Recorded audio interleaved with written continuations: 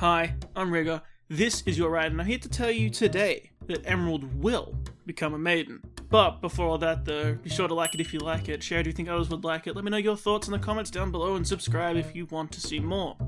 Now, this may sound kinda random, right? Like, how can you be sure this is gonna happen? Well, admittedly I've not seen the script, but I've come to realize it makes a lot more sense than you'd initially think. There's a whole lot we can get out of it.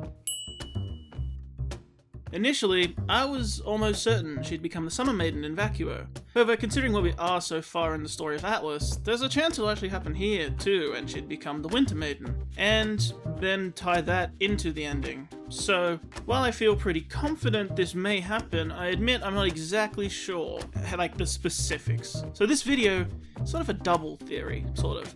Because I can't pin down which works better, and I'll give you both versions, and you can decide for yourself. But what I want to say is, you'll probably come to see, listening to this, that if they don't do it, it actually feels like a missed opportunity, because this really sort of works and fits in, but we'll get to that in a second. The basis of this whole thing isn't some little detail you missed or some crazy chess play, but more like an exploration of character, and answering a lot of questions the entire fanbase has been asking for a long time. Basically, this whole thing, when you look at it on a broad field of the entire RWBY plot, it really lines up and it makes sense in a real sort of satisfying way.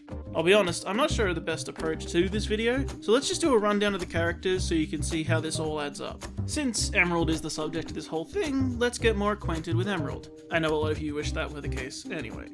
So, Emerald is underused. We established her and lingered on her throughout the fall of Beacon. Everyone since this moment on the roof has been waiting for the turn, right? She seems pretty uncomfortable with all of this, and then way later, after she'd basically become irrelevant, we stop in with her again for this moment, and she basically recites the same thing. It's in the middle of nowhere, plot-wise, and then we take time out for it for some reason. It's very random as it stands. A lot of people have questioned this. What's the point? Emerald still hasn't switched. The common comment is basically, what is it going to take at this point? Because that's the other big character thing we know about Emerald, is she's basically addicted to Cinder. She's a Cinder simp.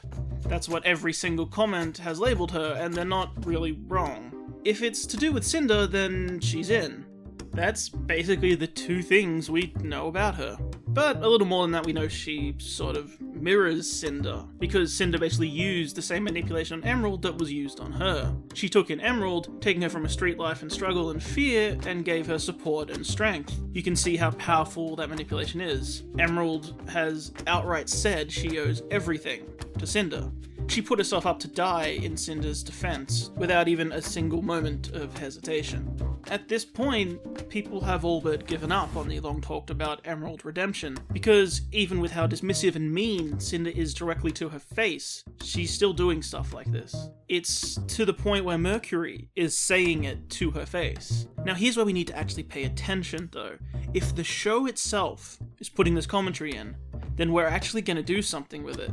This isn't fans saying, oh, Cinder simp and how dumb it is. It's Mercury in the show, a character in the show, also seeing it the way the audience does. That's not disconnect. It's not that the show universe sees things differently. In the reality of the show, the characters also recognize how ridiculous this is becoming, and how, he's basically saying the same thing. What is it going to take to snap Emerald out of this? But that point smoothly transitions us over to Mercury. Mercury is pretty similar in terms of standing as Emerald is. They came as a package deal, and that's basically hasn't changed until very recently. Out of the two, Emerald has had the slight edge in terms of focus overall, but an important factor in all of this will be the two's relationship. Now, calm down before you get too excited when I say relationship, but an observable trait here is that Mercury does care for Emerald. He's cocky and edgy, but he stands up for her, he tries to teach her life lessons, he is now repeatedly trying to get her to snap out of this Cinder stuff, and in general, he could be relied on to help her if she really needed it. That's an observable fact in their actions. Combine this with that little nod when he left with Tyrion, and what he was told beforehand by Tyrion, I think it's pretty clear that Mercury's devotion to the cause is kinda shaky. Now that he knows that they straight up lied to him, I don't think he's really in support of the kill the world angle, but it might be harder to convince him it'd be safer to do anything about it, and he's alongside a deranged killer who seems to outclass him. But I bring up Emerald and Mercury together as an element because it also plays into the overall narrative of the show. Em and Merc were built up to be a threat, but all in all haven't done too much. Their biggest confrontation was in Volume 5, and it was Volume 5.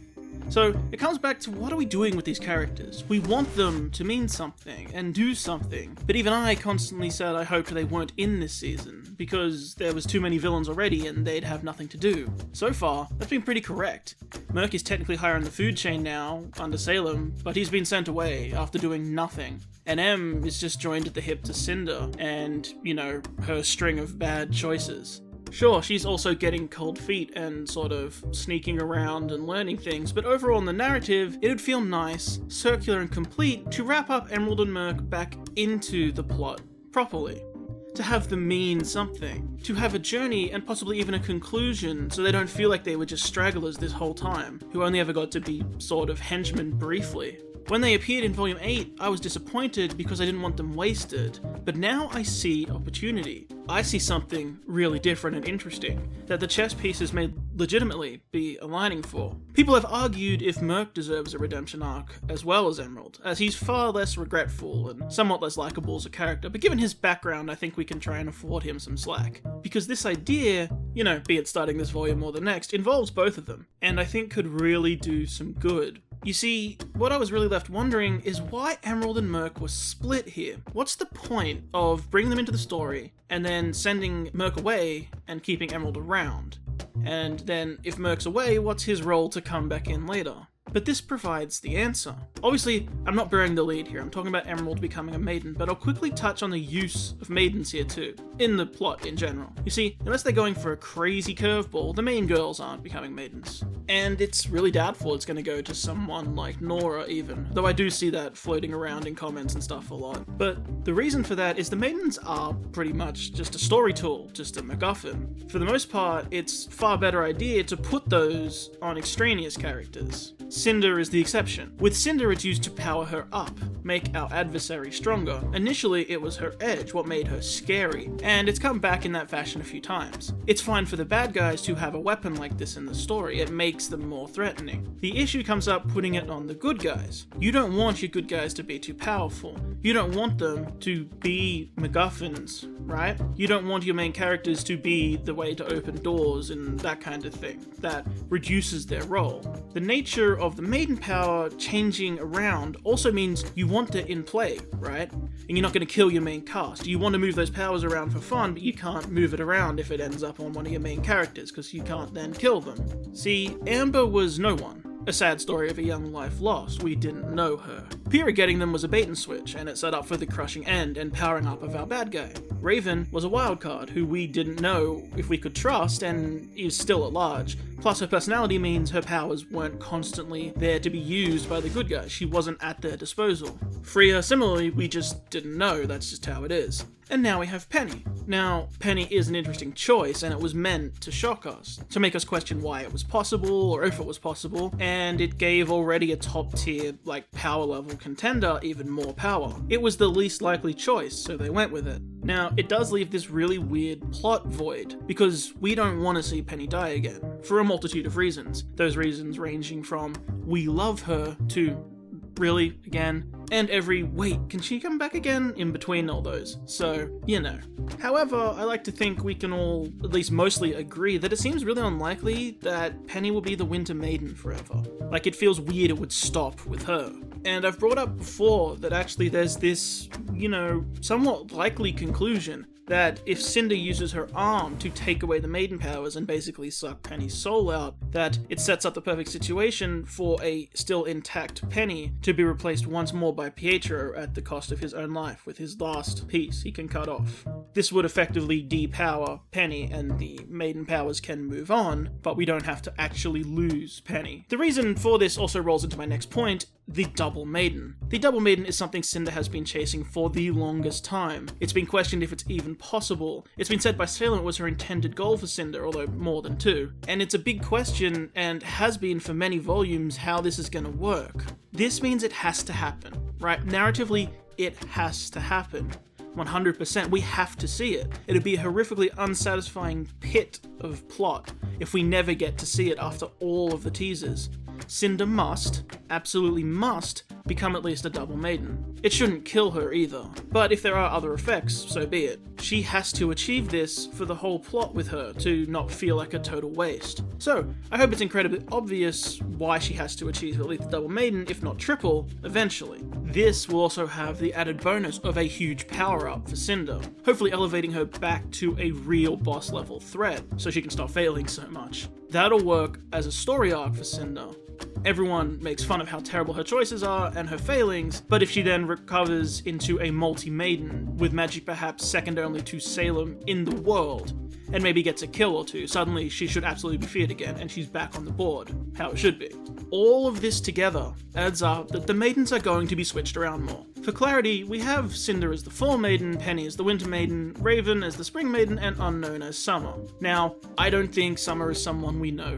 Unlike a lot of other theorists you'll find, I'm not afraid to say it's okay for something to be on a new character, even something big. It doesn't have to be someone tied into everything else, you can just bring in a new person, it's okay. However, given the role of the maidens, the next point we talked about is the use of maidens so far. Maidens are keys, we all know this. All Salem cares about is for them as keys. Sure, powerful allies are fantastic, but in the end she wants the relics. So the plan is find a power-hungry person, promise them the world, make them a maiden vessel, and they hunt for power drives them onward, and you use them as a skeleton key to all the vaults, to what you really want. No reason to fear them if you're an immortal anyway, so it's not like she's worried Cinder can take her. In practice, it didn't work out like that, but it's to be expected really. No plan is perfect in practice. So we know Salem's goal, unlock the vaults. We know Cinder's goal, become a 4x maiden, making her the most powerful person in the world, except for perhaps Salem. Immortality handed down by the gods of the world still trumps whatever power level you get to anyway. Another point to be aware of is how, despite how hungry for power she is, Cinder is also aware of Salem's target. She knows the value of the relics and has used it to her advantage already to get back in her good graces.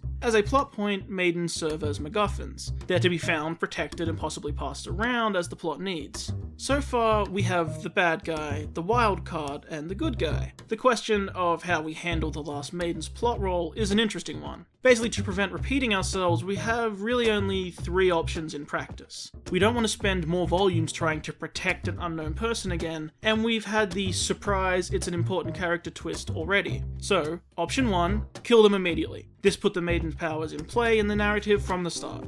Whether it goes to a hero or a villain, it's in play. Yes, all through Volume 8, Penny has been the maiden, so that's kind of that plot point, but I don't expect Penny to also be there next volume, for various reasons. 2, they're a badass, meaning that this new maiden is a legitimate, fully fledged, combat-ready maiden who will be a new main character and who can wield her powers incredibly well, is in the main plot, and it might be a friend or someone who turns bad in a shocking betrayal or something, right? That'd be a good one. You know, the maiden's on your side, they're awesome, and then, oh no, they actually switch sides by choice. That would be, you know, pretty crazy. I haven't done that one yet. This would take a lot of time, but if it's the central focus of Vacuo, it can work, providing we shed some other characters before we get there, for whatever reason. 3rd, they're missing. Make it a 2-sided hunt for them. Kind of like the Raven and Vanilla situation, but if both sides have no idea where the powers are, if none of them even know what they're looking for. That could be fun, a mystery plot, some kind of race against each other with clashes and fights and misdirections, and each side trying to win them over. Basically, those are kind of your options for plot that's left. If you were to ask my opinion, I think it's actually going to be kill them immediately. Have the powers in play, it's more interesting. A mystery plot and chase could be fun, but it'd dominate everything, and if it doesn't have a great conclusion, it'll fall flat. You know, it'd be like the Raven reveal if it didn't work. And the badass new central character might derail things, given the Team Sun is there, and Coffee, and potentially more players coming in, like Ilya or Gira. It might detract from something like the reunions of those characters. You know, we also don't want to just be like, the story is now about this new character. They're the new main character, everything revolves around them. You know, bringing in a character that important could be an issue so late in the game. having the powers in play quickly is kind of the smartest, most gripping version to try and reduce the slog of come down after all the events of Atlas. Something to be engaging in the plot and slightly more explosive than the slow burn of the other options. Either being a get to know you arc or find person arc, not just slow recovery arc of like volume 4, right? If it's just that again, it will get dreary. For those of you now exhausted by what seems like detours, I'll get to the point. Consider everything I've said. What's the logical conclusion? Well, there's two, and both involve Emerald becoming the Maiden. Okay, there's a third, and it's Neo, but we'll perhaps cover that another time. Work with me here. So, you have the fact that it seems really doubtful Penny will be the Maiden forever. You have Raven in play, but exterior, and it's safe to bet she won't become as central yet. And you have Cinder needing to be a double Maiden for plot, and for the audience's sake. You have why Merc and M was split up as a plot point. You have Cinder's thirst for all the powers, and you have the want for a complete story for both Merc and Emerald. You have Salem's goal for the relics. You have the logical choice for plot, being that the Summer Maiden powers should be in play early. And you have this big looming question about when will M face turn? When will she become good? What does it take to snap her out of this? Something that the show itself is now constantly showing and have characters referencing and question. Add it all up and the big conclusion is that Emerald will become one of the Maidens. If you're not joining the dots totally, I'll plot them out. Here's where I sort of split into the two versions of events. I seriously flip-flop on which is more likely day to day. I'll try and elaborate as to why. First up, this Season 8 one really plays into why Emerald and Merc were split up. Because they need a reason to come back together. What I mean is that it also ties into M's current role as Cinder's side piece. Basically, we know Cinder is gunning for those Maiden powers and gunning for Penny. So, the Volume 8 version results that basically we know Cinder wants the power and Salem needs the staff. We also have Penny to get rid of for plot because she's too strong to keep around for the good guys forever. So what you could do is this Penny versus Cinder rematch, and Emerald is here to help again, a repeat of Amity. You basically play this scene out again, but under new circumstances. Perhaps in the vault. There's room to fly around, and it mirrors Cinder's fight with Raven, but she'll essentially win this time. Now, the specifics obviously can change. We have this What's element and the hacking stuff. So one way to do this is that they're fighting for the powers to open the door, similar to Volume 5. However, at the point of death, you have Cinder screaming to give her the powers, and in panic, a patented Penny, no, no, no. She looks around and focuses on Emerald, in an anyone but Cinder kind of way. Or another way you do it is you play off Emerald's comment of, I know I can't take you down, and having Emerald sneak attack Penny. You have Penny so wrapped up in a Maiden fight with Cinder, and fighting off that arm, that Emerald lands a killing blow, with like a backstab or something, and she turns to face her. You know, it actually plays into Emerald being the one responsible for Penny's death again. Doing it with some kind of trick also works with her semblance. There's lots of ways to do it, especially if you have them learn from the first time, so you know that they can't do the multiple Cinders trick again, but you do something else, right? There's a lot of ways to play out the specifics of the confrontation. The eventuality being that Emerald inherits the powers. Cinder is outraged, and it goes quiet. But what you do is you have Salem herself come in. She stands there and tells Emerald to open the door and give her the staff. With Salem there, no one can do anything. Or the other version is this Dr. Watts programming that Penny mentioned comes into play, and Penny opens the vault and then kills herself, leaving the vault open and the powers fall to Emerald circumstantially. If you're questioning why I'm listing all this, there's no way to know the specifics of how it'll go down, but the point is I think that what's important is the dynamic shift. Once Salem has the staff, she'll be happy to leave, but Cinder wants the powers. For everyone asking about what it'll take for M to finally see how terrible Cinder is, it's this. When Cinder turns on her and tries to kill her for the powers. This is how this all lines up. This will flip Emerald. Salem does not care. Cinder cares about it more than anything. Emerald may brush off her harsh words, but she cannot brush off when Cinder tries to murder her. Now, this could also happen in a variety of ways. However, I posit that Emerald runs away. That she will conclude, Atlas is screwed, no one here will help me, and Cinder will murder me, and she'll be forced to run. But now, we have a destination. Conveniently, the only person left in the world that she possibly can turn to has just been sent to the next destination of our show. the next location we have to go. With no one left on her side and nowhere being safe, Em will run to Mercury. This could also splinter Cinder from Salem, as she may be under orders to basically let her go. That those powers aren't as important as the Summer Maiden, because now we need those to open the next vault in Vacuo, and she can get Emerald later if she really has to. But we all know Cinder, and that won't be something she can ever get on board with. Salem will get the staff. She needs to for the story to continue. If it gets juggled around after that, then so be it, but be it Emerald who opens the vault or not, or she gets them afterwards, she's now Cinder's target. And luckily, Emerald is perhaps the one person who can get away from Cinder in a pinch. Think of it, Cinder pins down Emerald, she's screaming, "No, why, please," and she starts doing the grim arm suck. And in desperation, Emerald just blasts Cinder in the brain with a crazy hallucination and runs away, using her semblance also to vanish. Just a quick solution to get out of the room, it works. Honestly, this whole idea pays off even more when you consider Em's role in taking down Amber. Now she's on the other side. You can even do a flashback, Em on her knees perhaps beaten up, while Cinder is reaching out with her grim arm, and Em gets a flashback to her extending her gloved hand towards Amber to drain her the first time. This story will help Splinter, Cinder, and Salem finally get that Emerald redemption we're going for without just being permanently around the good guys team, so they're not too strong either. And it brings Emerald back into the plot, making her really important again, so we get some reason for her being around. Mercury leaving the plot makes sense, as it gives Emerald a destination to run to, and it'll get Merc back in the plot too. Because that's what happens next, is in Vacuo we get a subplot, with Em finding Merc and trying to escape, while being hunted by Tyrion and later Cinder. It works pretty well.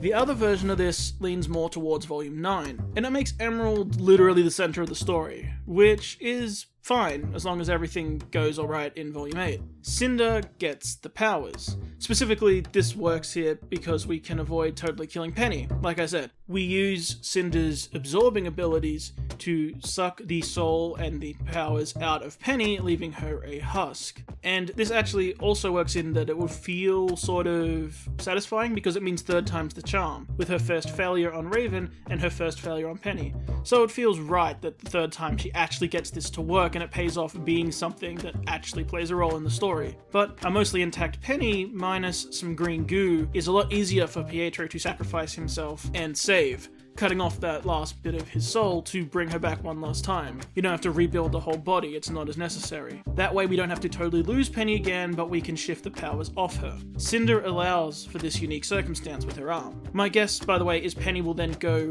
with the Atlas survivors as their protector, taking on the Protector of Mantle role again, so we will say goodbye to her for the plot, but she's off doing something important. This means that Emerald is just safe with Cinder, and all is good until we get to Vacuo. Once in Vacuo, we quickly reconvene with Tyrion and Mercury, with the Summer Maiden captured.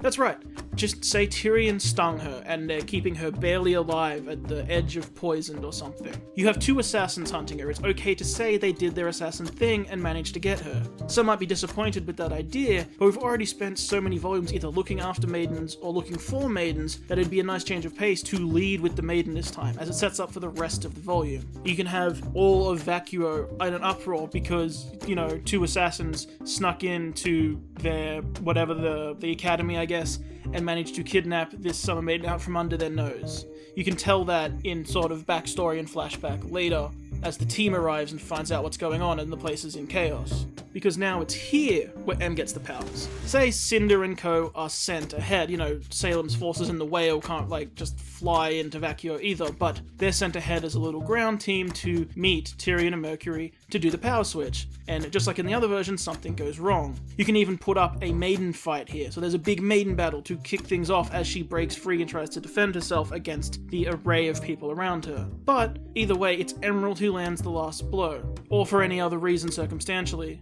The point is Emerald gets them. Emerald again runs, and Merc will either run now or pretend to hunt her and run later. Mercury vs. Tyrion is one of those unresolved things as well, and he probably can't win, but it'd be nice to see it. This then pulls the focus for Vacuo, because now it's not just maiden powers that Cinder is trying to get her, it's that she is now the key to the vault, so everyone is trying to get her. It puts Em and Merc on the run, knowing everyone wants them, and everyone hates them. As a side plot, it'd be really compelling to see Emerald and Mercury on the run from everyone through this desolate land that neither of them know. it brings them fully into the spotlight as characters. It pays off all of their build, and you'll get that Emerald flip, and probably Mercury too, as they end up forced to side with the good guys. They then get to be suspicious, and rivalries like Merc and Yang flare up, all solid stuff to do with the volume. This also brings up something important, as it covers another big thing for the entirety of the RWBY plot, and it could give us our theme for the volume. We've been through volumes about fear, about loss, about recovery, about trust. Most volumes have a theme. We can do another big one that you need to cover on the road to understanding humanity and becoming a hero, and that's forgiveness. Not to mention redemption. These are big, important, difficult things to wrestle with, where there's not always a right answer, and it's a really solid concept for the show to explore on the journey. It's a really strong base for a volume. Now, whether it be that Emerald gets the summer powers or the winter powers, I think this is still something you cover when you do this flip, is you make it the volume theme. And importantly, the reason I say that I feel this is more likely is it lets Cinder be a double maiden already and be hunting them. This will boost the fear level around Cinder, and it means M is not only new to the powers, but still can't stack up against a double maiden. And it's Cinder who it'll hurt her to fight anyway. You know, it hurts Emerald to even consider that. Especially with Team Sun being back in the picture, putting M and Merc back in the spotlight as well would help this whole journey feel satisfying from where we started at Beacon. It would return those major players back together again. And Team Coffee could also be around, who M and Merc obviously have their own history with. There's so much potential here. Also, it doesn't mean that M has to eventually die either. Cinder at least has achieved double maiden, so that's paid off. She doesn't have to get 3 or more. At this point I have to mention there's actually a third version, and it's a mix of the two. This is where Emerald gets the winter powers in 8, flees to Vacuo, and Cinder is under orders to stay with Salem, letting Emerald get away. Arriving in Vacuo, Cinder immediately kills the Summer Maiden, captured by Merc and Tyrion, gets her double powers, but is so intent on hunting Emerald that it pushes Salem over the edge, because Cinder now has the key to the vault already and won't let the other powers go, despite them not being necessary anymore. It plays into everyone's wants. This is also very likely to happen. It's a really good version of this. It really pushes the power-crazy Cinder to an extreme level of stupid, but we're heading that direction anyway. That'd mean M could switch sides without being the one everyone is after, just Cinder, which would be a lot more personal, right? She'd have maiden powers, but she isn't the key to the thing here. She's just a person on the run without new powers, and Cinder is trying to murder her. And she has to make the choice to switch. She's not necessary for the plot. She's just lost and scared and has to turn to her once enemies. It'd basically just make this whole thing a lot more personal, and it would mean we can avoid her facing the, Penny situation about being the key and whether to open the vault or not. You know, she can't open the vault there, so she doesn't have that choice on hand. It's more stopping Cinder getting there, who now can open the vault. This also could legitimately be a direction they go. This one would make sense, as it still adds up to why Emerald was brought into this story in Atlas and stayed behind. It gives her presence in 8 purpose still. I actually really kind of think this third one might be the most likely, but it's easier to cover it when you do the other two first, as, yeah, you take elements from both. But you have to admit, it works really well in all of them. It ties everything up. It gives us Emerald redemption that we've talked about forever, but it does so through a story beat that makes a lot of sense. The one thing that'll make her finally snap out from being under Cinder's spell is Emerald seeing Cinder try and kill her just for the powers. That her life means little compared to the powers. This will eventually place a maiden alongside the heroes again, but probably near the end of the Volume 9, when things are getting serious and it helps them fight, but it isn't always on hand through the volume to solve all their problems. All of the Beacon crew returns to the story, and it really makes it feel complete, especially now that in that situation again, you have Emerald and Mercury asking to join the good guys. They were the bad guys and their enemies last time they were all together like this. And you want M and Merc to become tighter together, this is your chance. But I will say, mini theory, if this happens, I think there's a chance Merc dies along the way, probably protecting Emerald, either to Cinder or Tyrion. I can imagine like a Mercury going, Emerald, run, I'll hold them off, and, doesn't make it out. I would actually hope if that was the case, it would be a showdown with Tyrion, which he doesn't survive, but it'd be character redemption at least. And the fight would probably be really good. Say what you want about Merc, but he's quite good at the kicks, and watching him match up with Scorpion Boy would be very entertaining. In fact, I'd actually have Tyrion sting him and continue so Merc survives, and he survives long enough to find M again and do a slow death talking it out before he dies completely. Meaning you can also pay off Tyrion's stinger killing someone as a proper, plot element, a proper character, like with the Crow tease in Volume 4, just so it all feels complete again. And you can have Emerald and Mercury do a heart-to-heart deathbed moment. But basically that's it. Like I said, it's not built on like concrete on-screen evidence, but if you take a step back and look at the grander plot, it makes a lot of sense, and it means a lot of those little scenes that we dipped into for a moment in the middle of nowhere that still haven't seemed to pay off all sort of tie together. It brings it around full circle. So many elements and answers to a lot of questions. Particularly the what will it take for M to switch, because that'd do it. I know this entire thing I have left out Neo as well. Look, Neo is awesome, and Neo as a maiden would be dope.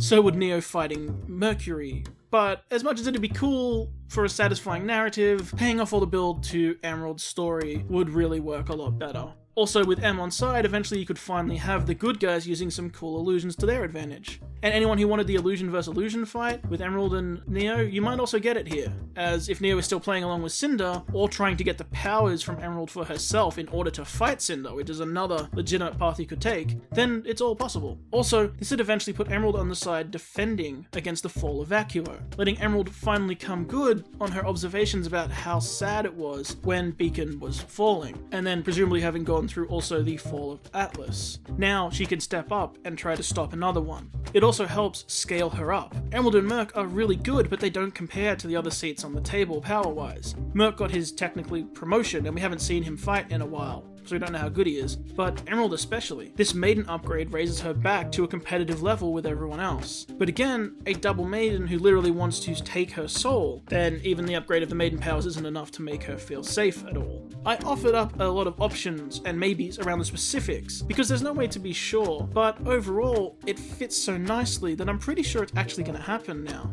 one way or another. But mercifully, this is the end. If you like this video, please be sure to like it, share it if you think others would like it too, let me know your thoughts in the comments down below, and subscribe if you want to see more. I hope you enjoyed your trip down my little illusory path of theories. But until next time, remember, the only way to get through to someone as thick-headed as Cinder is to relentlessly pound away at their mind until you make a breakthrough. That's why they call it a cinder block. Anyway, my name is Rigger. Hope you have a wonderful day. And I hope I did alright.